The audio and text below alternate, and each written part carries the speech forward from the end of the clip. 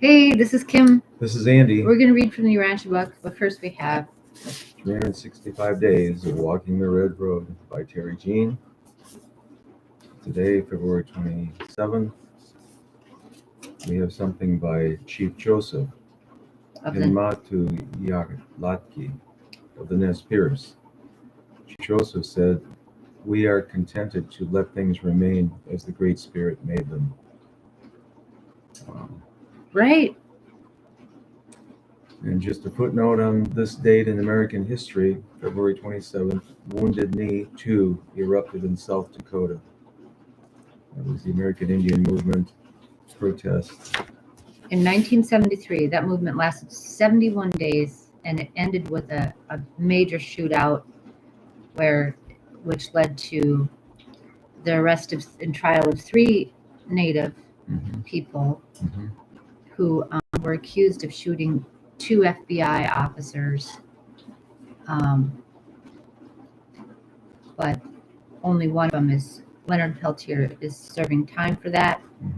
But the thing is, there was so much, the way I understand, there was so much chaos going on. Nobody knows who shot these 2 men, 2 white FBI guys. Many questions remain about Leonard Peltier's trial. Yeah, and how the trial was very biased. The other 2, I don't forget their names, but they were tried separately in Wisconsin, I think, and they got off. And Peltier, I think, was tried in Fargo. I think so. Not sure. I don't know.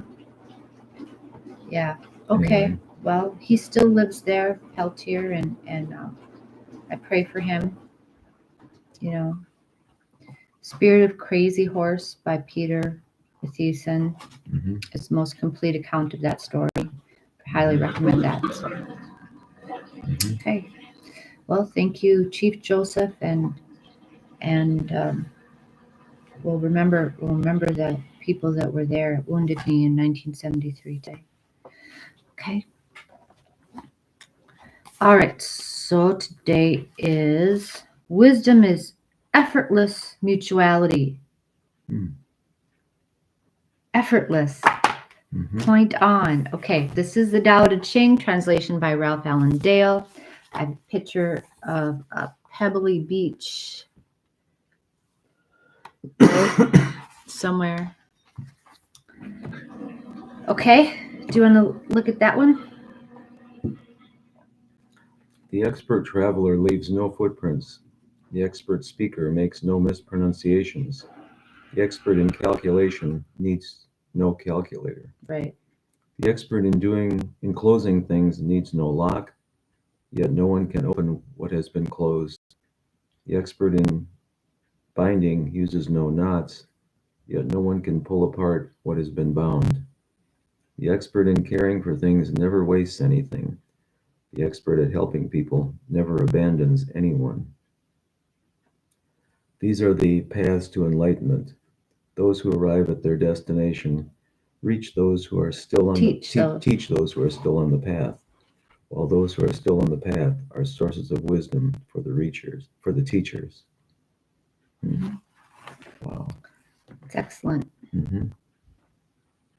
We never waste anything because when we care for things. Is there anything else you see in that?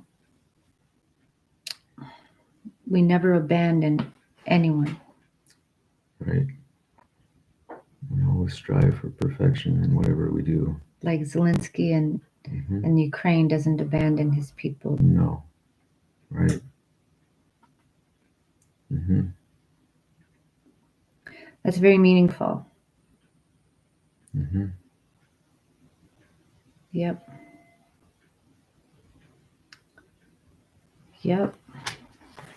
And once we reach our destination, we still call to the ones who are on the path, who are struggling. And we try to help them. Okay, let's read our Urantia book. Paper 38, is it? Paper 38, section 2. My hair is just crazy. Okay. All right. Section number 2, we're about the angelic natures. Okay. I'm just going to go ahead. Okay. Angels do not have material bodies, but they are definite and discrete beings. They are of spirit, nature, and origin. Though invisible to mortals, they perceive you. They perceive you as you are in the flesh, without the aid of transformers or translators.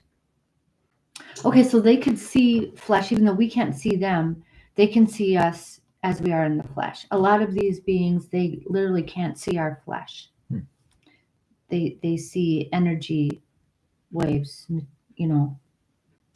Yeah, but they can see us in the flesh, okay, without the aid of transformers or translators. They intellectually understand the mode of mortal life, and they share all of man's non-sensuous emotions and sentiments. So they understand that we feel things when, like, I touch you, you feel something, or you hurt if I hit you, you know, but they don't experience that. But they do experience emotional pain, emotional joy, you know, right? They appreciate and greatly enjoy your efforts in music, art, and real humor. They are fully cognizant of your moral struggles and spiritual difficulties. They love human beings, and only good can result from your efforts to understand and love them. Though seraphim are very affectionate and sympathetic beings, they are not sex motion creatures. They are much as you will be on the mansion worlds, where you will neither marry nor be given in marriage, but will be as the angels of heaven. Okay. For all who shall be accounted worthy to attain the mansion worlds neither marry nor are given in marriage. Neither do they die any more, for they are equal to the angels. Nevertheless, in dealing with sex creatures, it is our custom to speak of those beings of more direct descent from the Father and the Son as the sons of God, while referring to the children of the Spirit as the daughters of God. Okay, angels are therefore commonly designated by feminine pronouns on the sex planets. Okay, because they have their origin right here. Sexual nature, sex creatures are beings of more direct descent from the Father and the Son, the male part. Whether the angels are descended from the spirit, so they're more like non-sexual. That's interesting. That's an interesting concept, you know, because you think of, you know, like male and female, you know, partake in sexual, you know, energy. But here's the nature of sex itself is just sex is more masculine anyway. See what I mean? That implies that. What do you think of that? Well, I don't know what to think. I'll have to think about that. Also, we've apparently misnamed some of the angels then. Yeah. Gabriel and well, Gabriel's a bright and morning star, so he has a different kind of a origin. Okay. It's, you know, it's like a lot of these things we've just classed them all together because we don't know how to, you know, what to make of it, you know. Right? Right. But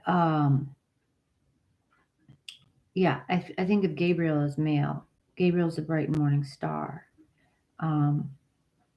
There's the archangel Michael, which everybody like talks about, Michael the angel, but you know, Michael is really a class of beings, class of the creator sons, the Michael sons.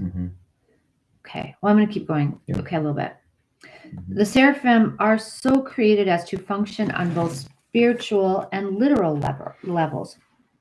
There are few phases of Urantia. Or you know what? I think I skipped. Okay.